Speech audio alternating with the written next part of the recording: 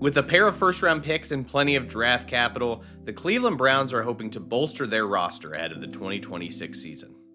So let's do exactly that in today's full 7-round mock draft for the Cleveland Browns, in today's episode of Best Available.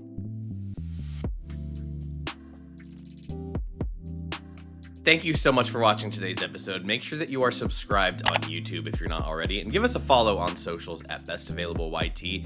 If you're a huge fan of the draft, make sure that you stay tuned for next week when we are doing our live shows on both day 1 and day 2 of the draft, so Thursday and Friday. Maybe a little bit, at least, on day 3. We're still trying to figure that part out, but make sure you're subscribed. Stay tuned for that. Now let's go ahead and dive into this Browns mock.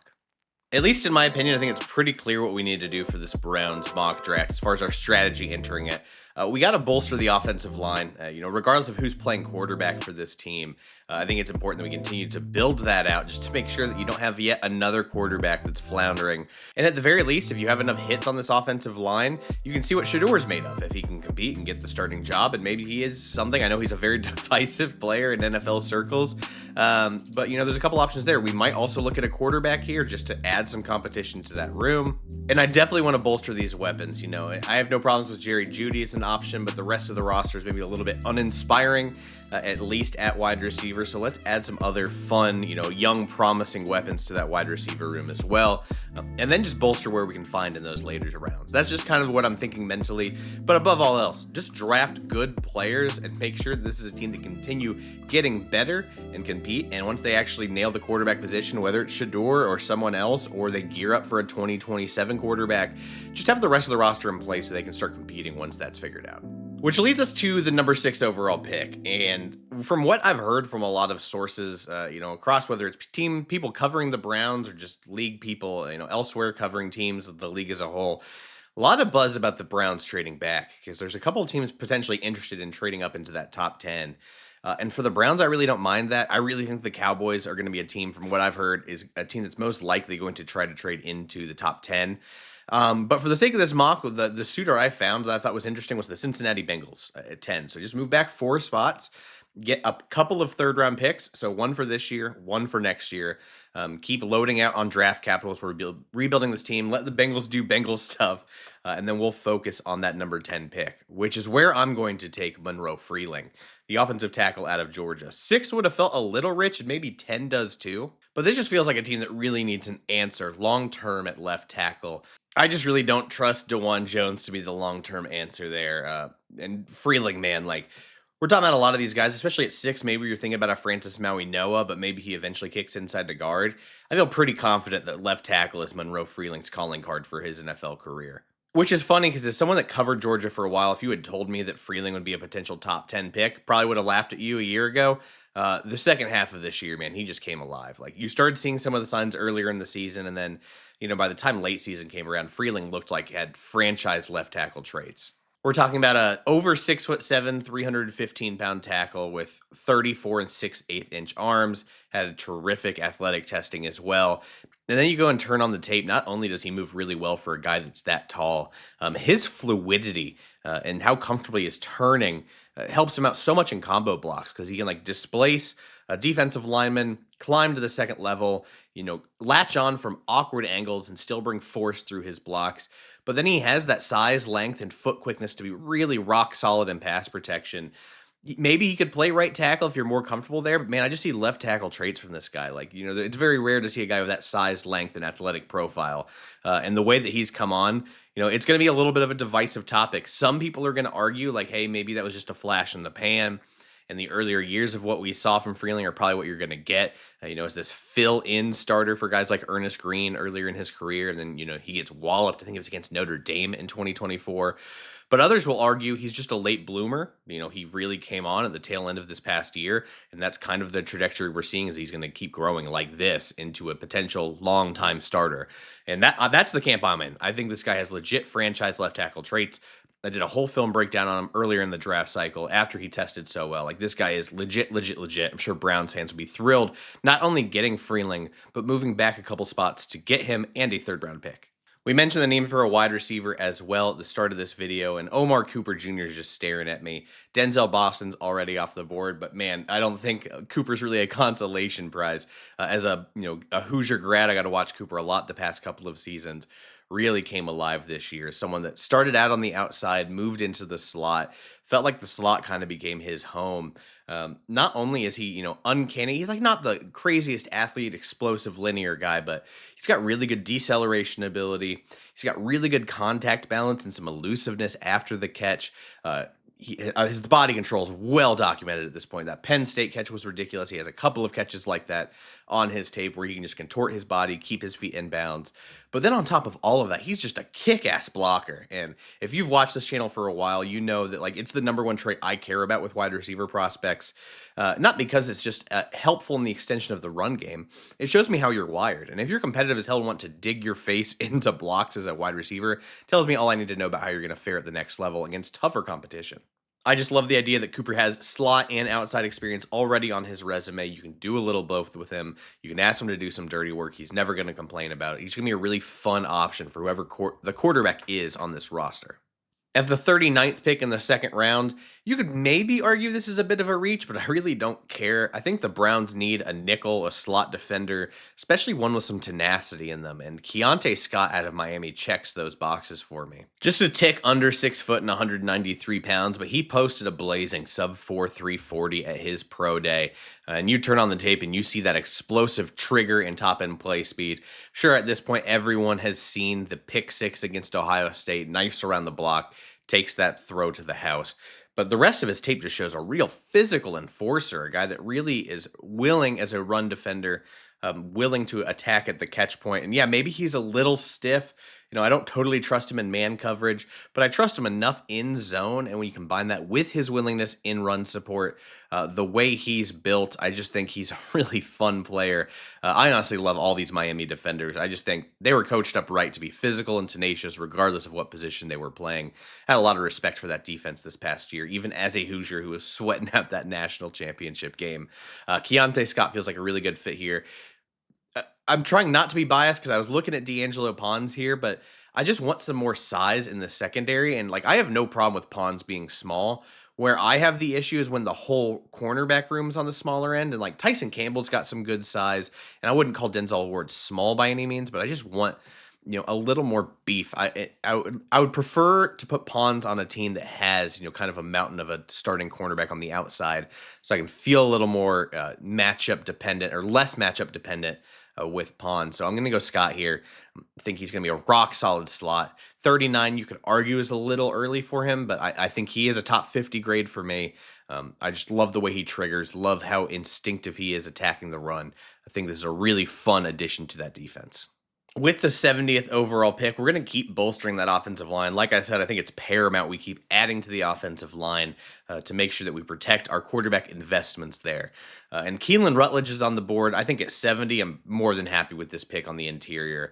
You want to talk about a really ferocious, competitively tough guy at 6'3", 315 pounds. Decent length for a guard at 33 3/8 inches, tested terrifically at the combine, which was very impressive to see. And you watch the tape. He's a guy that I always really like to see interior guys that can launch their hips, almost like kind of lower themselves, spring load themselves into contact so they can kind of launch into that point of contact. He does a great job with that, but not only that, he's just so broad and athletic that he can use his upper body power to turn and steer guys out of the way, drive them out of rushing lanes.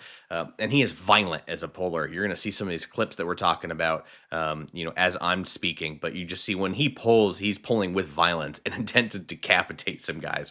And boy, does his tape show that. This is just kind of the player we're talking about. Like, he is tremendously strong. He's always looking for work. He plays with a real motor and willingness to inflict damage. And then he has a solid anchor in pass pro. And there are some concerns. I think he's a little stiff. It looks like on tape, even if he tested pretty solid agility wise. His footwork still leans a little bit in pass protection. And then there's a lot of concerns as far as his left foot. According to Dane Brugler with the Beast, sounds like there were a lot of issues with that are going to really depend on how medicals pan out with his left foot. Seems like there are just some issues with, how his recovery has gone. Specifically, it's his big toe that was broken in a car accident. The bone didn't set right through the recovery and it got infected. So they had to do a second surgery on it. So there's a lot of medical questions around that. But as long as that checks out, you look at the player and if he's fully healthy, like he's just wired the right way of what I want a guard to be. And at the 70th overall pick, as long as that medical checks out, I'm more than okay with this pick. Just 2 picks later is that third round pick we acquired from the Bengals for trading back a couple spots. And here's where I'm willing to throw that dart at quarterback. Andrew Berry's been on record. I've got no problem taking a quarterback, every year. I think if Garrett Nussmeier's on the board, man, this feels late for Nussmeier, in my opinion. But you take him to immediately compete for that starting job. I have no idea what they do with Deshaun Watson. I'm not here to talk about that. But if I'm thinking in a vacuum between him and Shedeur, I think that's an awfully interesting competition.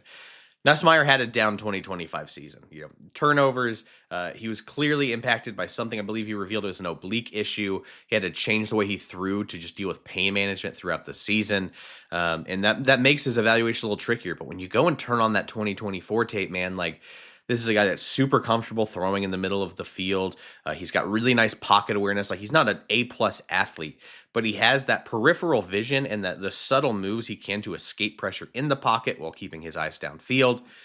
He's a little bit of a gunslinger. He loves to throw into those tight windows. He loves to try and take chances vertically, and it gets him in trouble sometimes. But, and he doesn't have a plus armor. He's not a plus athlete. But I think, between the ears, even though he's a gunslinger, he has a really good feel and anticipation. And I think at the NFL level, you got to be able to throw over the middle of the field, in a lot of specific offenses. I think Nussmeier can do exactly that. And I think a healthy version of him is going to be a lot more like a first-round pick versus a third-round pick.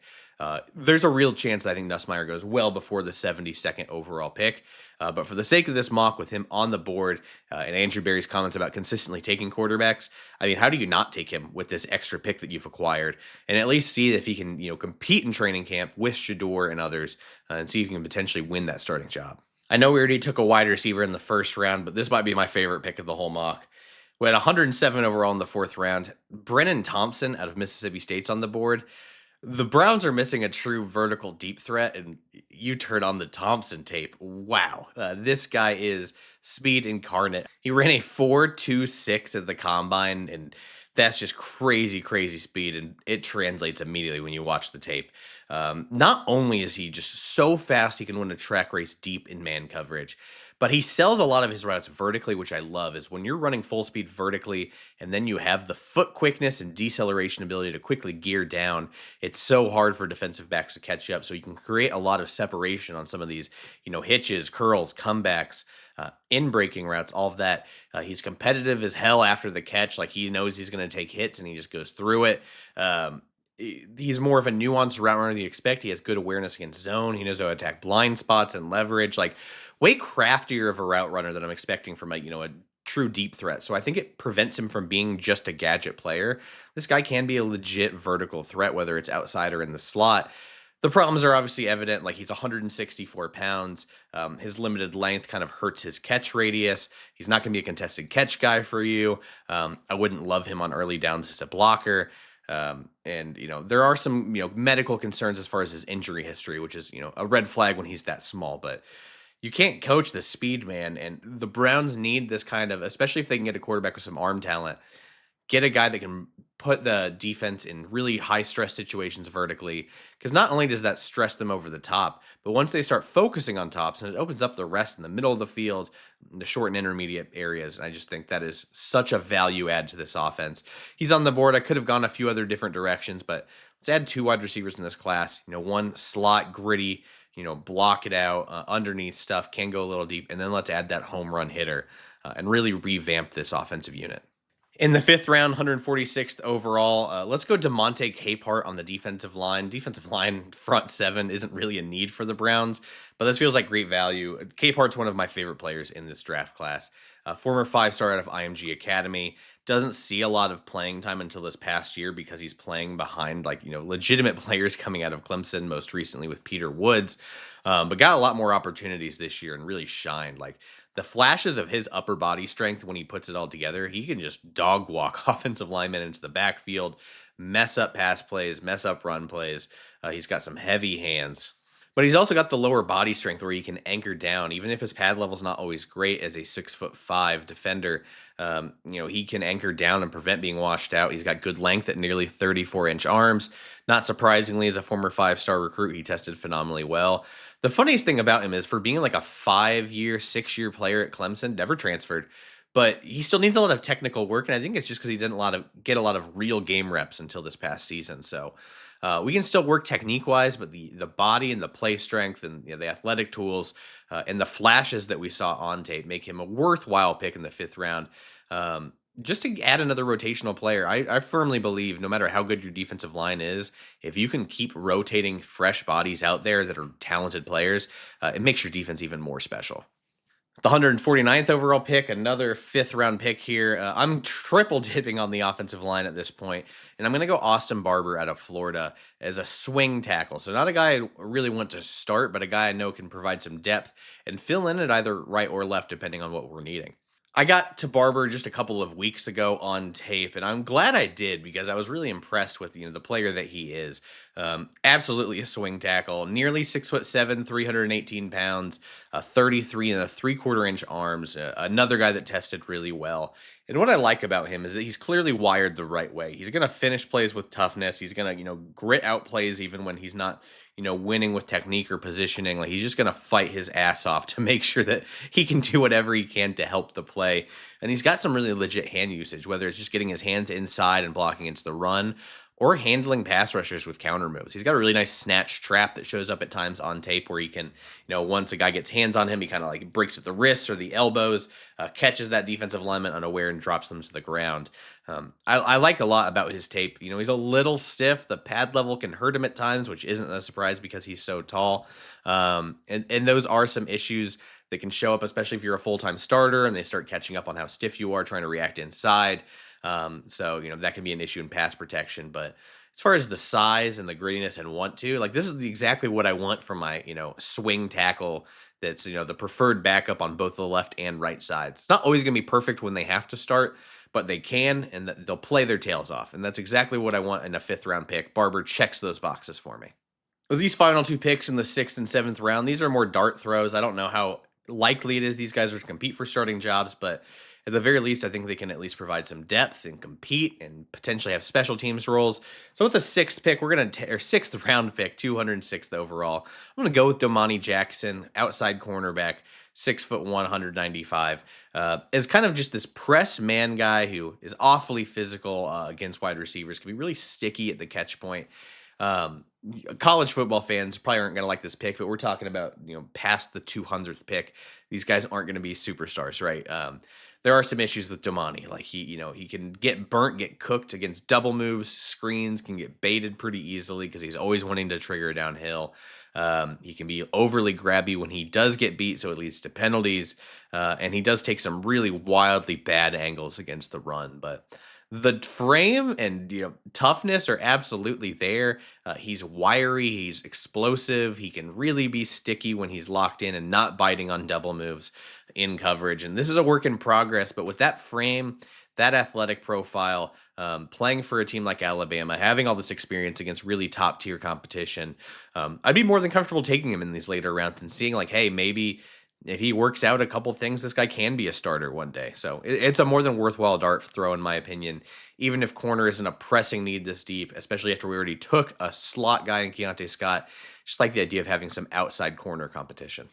And wrapping up with the 248th pick, I'm going to take a MAC guy in Central Michigan's Michael Heldman, an edge. And with Myles Garrett, you can kind of live with not having a ton of edge depth, but I love an idea of adding Heldman as a potential special teamer that can work in as a rotational edge. I had a lot of fun watching him. This is a really high effort player that tested off the charts athletically. And that athleticism really shows on tape with his pass rush plan. He's got aggressive hand usage so that he can disengage. And he's kind of a late bloomer at Central Michigan, but blew up on the scene. Had 10.5 sacks, 16.5 tackles for loss.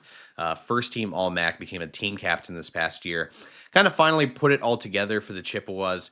And he's a really fun watch because he's a high effort player that knows he has the athleticism, but is still going to, not give up on plays just because he's initially beat. So fun little project. Obviously, the jump in competition is going to be, a big question mark of how much is he going to be able to develop after not beating up on MAC schools with that athletic profile. So definitely a dart throw that's worthwhile in the 7th round to see, if he ends up being something and could be a nice value add pass rusher, a potential early down guy for the Browns opposite of Garrett. And there you have it with our Browns mock. I'm sure a lot of you have a lot of, complaints, positives, comments. Just let me know in the comments how you feel about this mock draft. These are always experiments, right? These are never how it's going to go. This is more of just like, oh, how would this work if, this thing happens? This is why I always enjoy doing these mock draft videos. So let me know in the comments what you think. Thank you so much for making it all the way to the end of the episode. If you did, if you've made it this far and you're not subscribed, please do. We're working on 8,000 subscribers, which we might hit by the time you watch this video. Really appreciative of that. Maybe we'll try and go for 9,000 by the end of the draft. So keep watching. Thank you so much for watching today's episode, and we'll see you later this week.